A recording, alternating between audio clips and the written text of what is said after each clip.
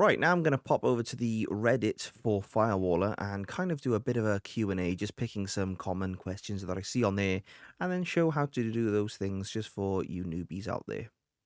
And the first question is, how do I get my box to update, my Firewalla box? Well, there are a few ways to do this. So, naturally, the box and the app on your phone will update when Firewalla push updates. But if you want the latest and greatest features and things like that that they are creating now, then they do have an alpha and beta program to get into. To do that, on the Firewalla app, just head up to the top right cog, click on that cog, and then head down to Advanced. Once you click on Advanced, you will find the beta program. Click on that, and you can enter your box into that program and your app. Now, this question, how to back up, also is going to answer the other question that has been presented to me, which is how do I pair a new phone? And that's because to back up your Firewalla box is to pair new devices to it. So my understanding is that it will keep a complete backup and configuration on the box itself, and then it will also keep a complete backup configuration on every device that is paired with your Firewalla box. So to do that, we just need to pair a new device, and this is how we do that. So to pair a new device with your Firewalla, you first need to have an active setup app and connection right now. To do that, you simply go to the cogs here, advanced. You go to your paired phones, you'll see all the phones that you currently have, or tablets in my case as well, that are paired and backed up with. But if you go to allow additional pairing, you can toggle this button here. And then on your new device, your new phone or tablet or whatever you want to pair this with, what you would do is you would go right to the front screen of the Firewall app, this screen. And you at the top left would see the little box with a line going through it, which is supposed to insinuate a QR code scanner, which you would hit. Once you click on this, you would scan either the QR code shown on the app, like I had just now, which you could just easily do, or you could physically go to your box, and on the underside of your Firewall, you should find the QR code, the QR label there attached to the box. And that's how you do that. Now, Firewall Gold at least, I can't answer for the other boxes, but Firewall Gold at least comes with free dynamic DNS. And all that means is that you get a subdomain from the Firewaller domain, which points back to your IP address, which is useful for things like your WireGuard VPN, if you're setting up a server on the box that you want your devices to connect back to over, and various other use cases. But not everyone wants this, and some people find it a security concern if they're not using it. Well, there is a way to turn this off, so let me show you how to do that now. So to disable dynamic DNS, when on the main app, scroll down until you see more. Click on that, and then you'll find the DNS listed here. Now, this may have moved in future versions, so if you're using a future version of the box, you might have to look around. That goes without saying for all these Q&As, but you find DDNS. Now, I'll block out most of this because it is specific to myself, and if you ever show yours to anyone, you should do the same. But essentially, it's as simple as unticking that toggle. Now, I'm not going to do that right now because I do have this set up with various VPNs that I have coming back to this box. But if you're not using that and you don't find any use case at all, you can simply untoggle the box, and it'll just disable dynamic DNS coming back to this IP address. So next time your IP address changes, the subdomain over there on firewalla.org will not update back to this IP address. Simple as that. Now, as you may have come to realize, firewalls such as Firewalla and your security devices that you have on your network that monitor and track devices Don't just do this based on IP address. A lot of the time, they use MAC addresses. And essentially, a MAC address is a unique identifier for that specific device. But in this day and age, on a lot of phones, tablets, and computers, the software built into them randomizes this MAC address every time it connects to a network, such as a Wi-Fi network. Unfortunately, Firewalla and certain security systems have problems with this. Not to the point where it can't monitor them, but where you may constantly get new device alerts or new sets of data every time a device connects. Now, unfortunately, you can't force everyone to turn off randomized MAC addresses. I would say do this for your own devices so that you can improve security and monitoring there.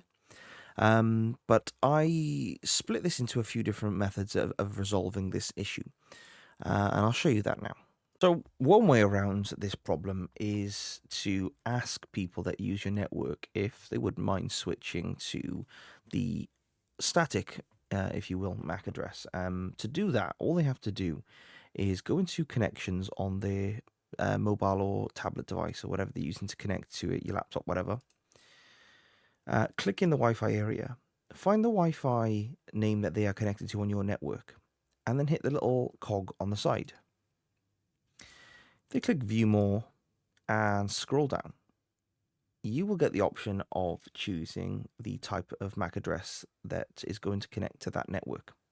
And all you need to do is ask them to go from, tap that and ask them to go from randomized MAC to phone MAC. That will stop that prompt from popping up, on that network while they're connected to that SSID or Ethernet port if the Ethernet supports a randomized MAC address. And that'll pretty much solve that issue. Now, this will be different on different phones. This is an Android. This is a Samsung S23 Ultra. So it's something you're looking for is like this, but it might be different in the settings. There are other ways you can go about it. In the Firewall itself, if we scroll down and we go to More, you have New Device Quarantine as an option down here. Now, I am applying this to 3 networks right now. But as you can see, I have a few extra networks here. I've got 3, 4, 5 networks on my firewall that I've created. They are virtual LANs, virtual networks that come across this. Now, this is a pretty in-depth setup, but I have a guest network which I don't apply this to, which means if you're connected to my guest network in the house, you can leave that randomized MAC address thing on and it's not going to bother me. It's not going to pop up and keep warning me. I've got that set to do just that. I've got it set up so that it doesn't prompt me to do that on the unknown or Apple devices, and the guest network is basically to just go into alarms, click on the little cog at the top right there, new devices, and you'll see that I've already got 2 muted, and the networks there, this alarm is muted on. It's on guest network VLAN 2 and unknown or Apple devices VLAN. And the unknown or Apple devices VLAN basically is, due to some of the rules I have set up on the guest network, occasionally some of my friends or family with iPhones might say, oh, this is not working, that's not working. And then I'll just give them the Wi-Fi password and username for the unknown or Apple devices VLAN, which is a lot less restricted in terms of accessing the internet, but increased strictness and security accessing network resources. So that's pretty much how you mute that new device alarm. And the other way is doing it is I also have a separate network for unknown or Apple devices, because this is renowned for when you put them on your network, then it has that. It will pop up sometimes on iPhones saying that you are being monitored, or this will monitor you strictly if you attempt to have an iPhone user switch these settings around as well. So that's just something to be aware of. But for my LAN 1, which essentially has all my server components on it, I do have it on there, which means if someone accidentally plugs into an Ethernet port they're not supposed to, which is unlikely because I have them in different locations in the house and I've set those up correctly, it won't allow them to actually access those resources. This quarantine service basically locks the device down. So if someone manages to get on my Wi-Fi SSID in my KL devices, won't let them touch anything, won't give them internet access, won't give them network access. As we discussed earlier on, same for my IoT devices. I have a predefined amount of these, and they're usually smart bulbs, smart plug sockets. Again, if something else gets on that IoT network, it's going to lock them down in this quarantine and it will spit up a warning to me saying so. So there are a few ways you can go around that. Personally, the easiest way is to just create a guest network which has limited access to other network devices, and then you don't have to kind of worry about it. Um, but it depends on your use case and what you want to do, and I'm sure there other people have ideas out there on the best way to do this and implement this as well. So there might be other ideas that you can follow. But I just wanted to give a quick overview there. So a lot of people ask how to add NordVPN to their Firewalla. So I'll show you that now, but I'll also show you how I add my WireGuard VPN so that I can connect back to my box from wherever in the world I am over WireGuard, and then have my internet connection from that device still go back out to the world as Nord, basically using the house as a relay station, but in using the power of Firewalla as the firewall still for my device, no matter where I am. First, I'll show you how to set up WireGuard, and it's really, really simple on the Firewalla. So all you've got to do is scroll down here until you see VPN, which is in this option here. And then you've got two options. You can either use OpenVPN or WireGuard. Personally, I choose WireGuard, and I just find it a lot faster, a lot easier to set up straight out of the gate. And this is the WireGuard app that I have set up on my devices. And all you've got to do basically is hit that little toggle button. And as soon as it's created the network on your Firewalla, you can literally go straight into the setup options. Now, I'm obviously going to block a lot of this out because I don't want you seeing what I have available on here. But as you can see, I've got a lot of clients set up on here, and they do say to be careful how many clients you have concurrently using the service because it can put a strain on the resources of your Firewalla. But it's as simple as this. You literally just click add a client, type the client name in, and then click add. It'll then give you the QR code, which again I will block out because I don't want anyone doing this, even though I'm going to remove it afterwards. It's best security practices, obviously. And then essentially you can literally either send a screenshot of this to your friend or whoever you want connecting to your network. Now, just big disclaimer here, whoever you send this to and have this running on your firewall will be able to access your home network. And if you're very new or you're very unexperienced and you don't have the correct rules and restrictions put in place, be extremely careful who you share this with, because this is the equivalent of letting someone connect to your home Wi-Fi, connect to Ethernet ports in your house, and access and see all the devices on that network. Okay, so be really careful about this. You certainly wouldn't give this to anyone across the internet or any scam artists and things like that. But to get this on the phone or tablet, you literally just either screenshot it, send it over there, or download the configuration file, which I'll do now. And I'm just going to select Save to Phone Storage. As this is the S23 Ultra still that I'm on, I can literally click the plus icon, import from File or Archive, and as you'll see here, kltechvideos.conf is there. If I click on that,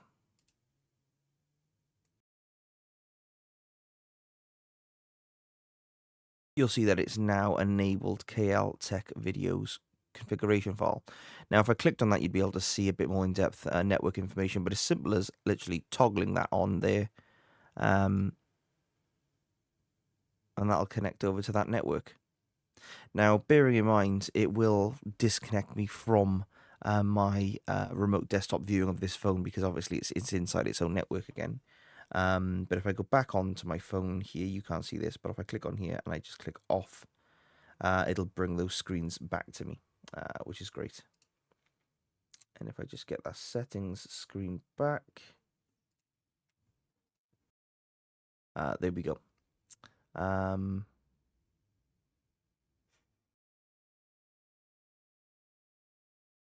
The WireGuard screen back, there you go. And that's great. Now, if you did have the QR code open on this device and you were using it for another one, you could literally click the scan from QR code as well, and that would work. And that would set us up with a profile like you can see here at the bottom, Caltech videos on our system.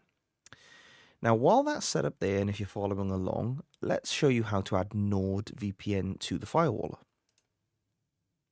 All you do now is back on the main page is instead of clicking on the VPN server option here, you're going to click on VPN client. Now you can see that I already have quite a few selected. I'll leave links in the description below for you. But essentially what you want to do is go to nordvpn.com/servers/tools and then choose a country. In my case, I'm going to click United Kingdom, but if you wanted to appear in France or you know, any other country in the world, couldn't think of any other bloody country in the world then, you just select it in the country field. Select the server type. Do you want it to be P2P, dedicated, obfuscated, or just standard? You know what I mean? You can choose these different ones yourself. We'll go with just a standard connection. And then the protocol that we want to use. And again, you can use WireGuard, OpenVPN, UDP, or TCP. You know, and it gives you a lot of different selections here. But if we go for, I use a lot of the UDP connections. It gives you then obviously the configuration. I've selected by the show available protocols, and you can actually just download the configuration file there and then if you want to. So we're going to download this to my Google Drive account. So I've got Google Drive for Windows set up on here, so synchronizes with Drive. And I'm saving this basically in my Drive, NordVPN Firewalla Conf. The reason for that is because I can very quickly, easily access that on my phone as well. So if we just, yes, we'll overwrite that. That's now saved and downloaded there. Bear in mind, I had to do a lot of refreshing on the phone itself. It wouldn't just refresh while I was viewing my Drive and Firewall app through this remote desktop session. So I had to actually click off this and go into the Firewall app on my phone and do what you're about to see, which is import. Literally go down to Drive, my Drive, and this is where I had to go on my phone and actually refresh the screen. And then you'll find NordVPN Firewall Conf is there. And essentially, we're just going to double click this. That creates the configuration to connect to this specific server. Now, when it comes to naming it and giving it a name on the Firewall device, I like to basically kind of go along and copy this theme, if you will, which is the server name address.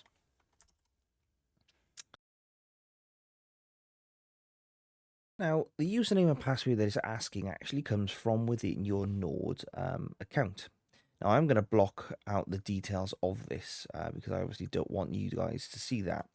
But essentially, you'd go into your Nord account here. You would scroll down and click NordVPN. You'd scroll down again and then click Setup NordVPN manually. Now, thank goodness you only actually need to do this once. And then at this point, you would copy your username, paste that in there, copy the password, paste that in there, and there is no certificate password, by the way.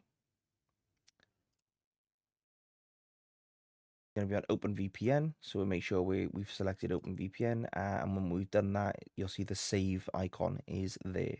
And essentially, we just click save. As you can see, this is now a VPN option on this device. And all you've got to do at this point is click the Apply to Devices button, which will show you all the devices and networks on your Firewalla. And now you can either apply them to individual networks, network-wide, so like all your WireGuard devices, or all devices on your IoT network, for example, or guest network. Or you can actually scroll down and select individual devices and select which ones of them. Now, if you're like me and you want to be a bit savvy, earlier on we created our WireGuard VPN and we linked up our S23 Ultra to that. If I was to select the S23 Ultra here, for example, on my backup S23 Ultra WireGuard profile that I set up, or in our case, we set up the KL Tech Videos one, but rather than go through the list, if you select that and you click Save, what you're actually doing means no matter where in the world you are, as long as you've got WireGuard turned on and you've toggled the little switch over to connect up back home to your Firewall device, say you're in Paris, for example, you connect back home here in the United Kingdom or wherever you are, and then your internet connection will go back out as NordVPN. Now, the cool thing about this is I do a lot of self-hosting, and I have a lot of things running in my home lab, a lot of Docker containers that I like to connect to through Nginx Proxy Manager and things like that, but on my home network. And essentially, as long as you've got forced DNS over VPN turned off, and as long as on your networks, your WireGuard network, you've got your DNS server set to, I've got it set to my AdGuard, but whatever you've got yours set to, as long as it's set to your home kind of controlled DNS or your firewall DNS, you can actually still access your self-hosted services. So, for example, I can still access my Nextcloud that I don't have online. I can access my image that I don't have online. And it's still, basically, when it comes back through from WireGuard, if you can imagine this, from wherever you are in the world, it kind of gets that traffic offloaded onto the firewall first, and then any further traffic that needs to go out, say Google or something like that, it continues to go through Nord.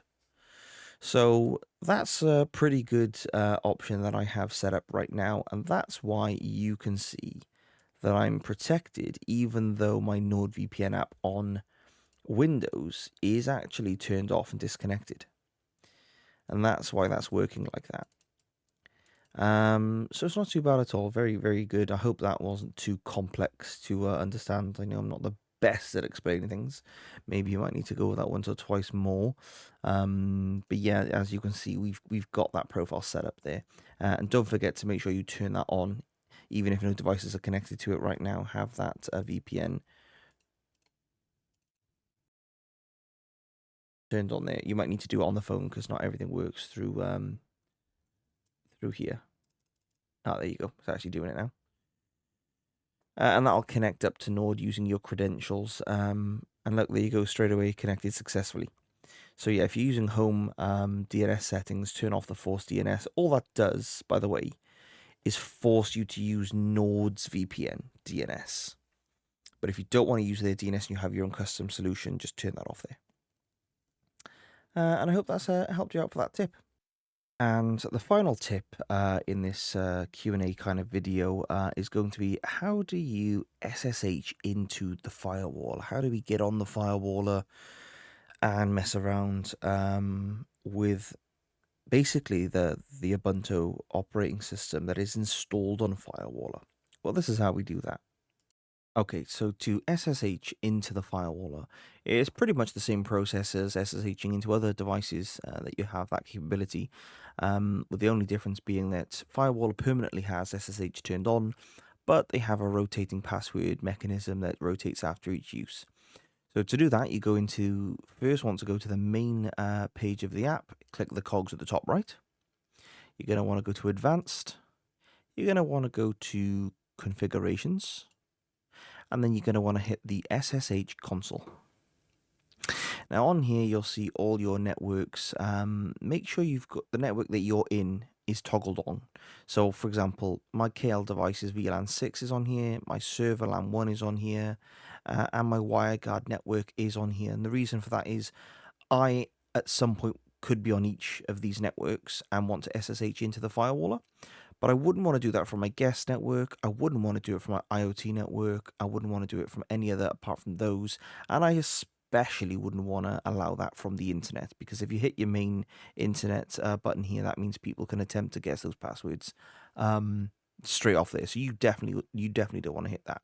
But just toggle on the network that you are using apart from your internet one. Do not do that. And when you're happy with that, you're going to click the password button up here.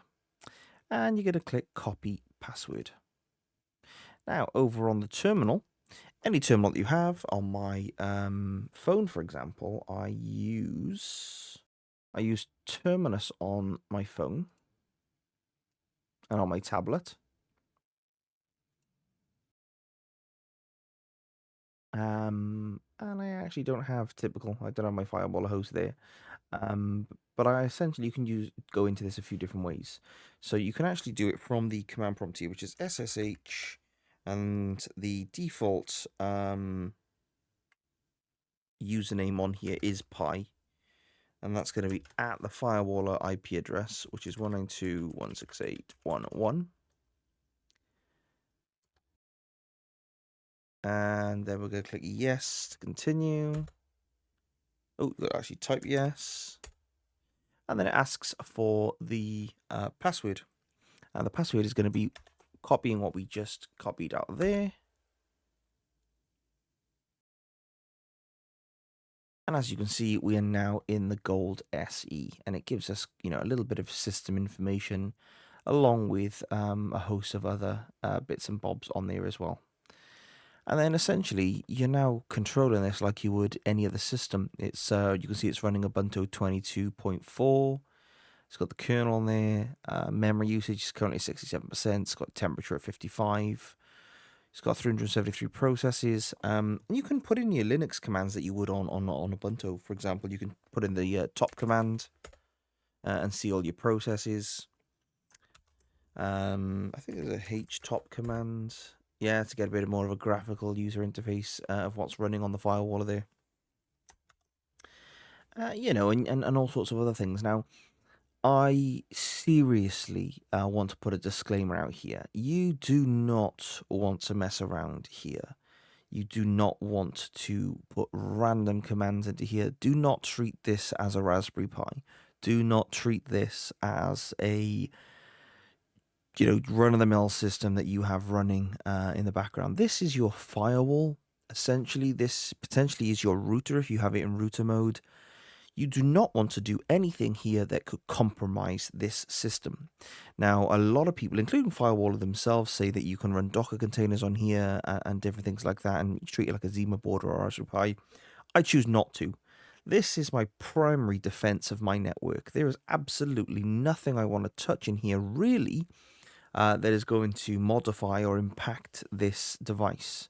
It is there to defend my network first and foremost. I have installed a speed test on this box, and that is literally just to compare the internal speed test to the one that it gives me in the app, because there is a discrepancy there, as you may have seen at the beginning of the video, or the last video I posted, if I've split these up, because this might be a very long video by now, so I might have split this up into two videos, but I would have spoken about this at the beginning. The speed test service that they hit don't seem to hit my actual internet speed accurate there. So that was the last tip. I hope you've enjoyed this video. If I have split these up into two, which I think I probably will, I hope they haven't been too long for you. And if you have any questions or concerns, please do let me know in the comments below. There's a host of links going to be in the description, so please check those out. And yeah, this has been a long video. So thank you very much.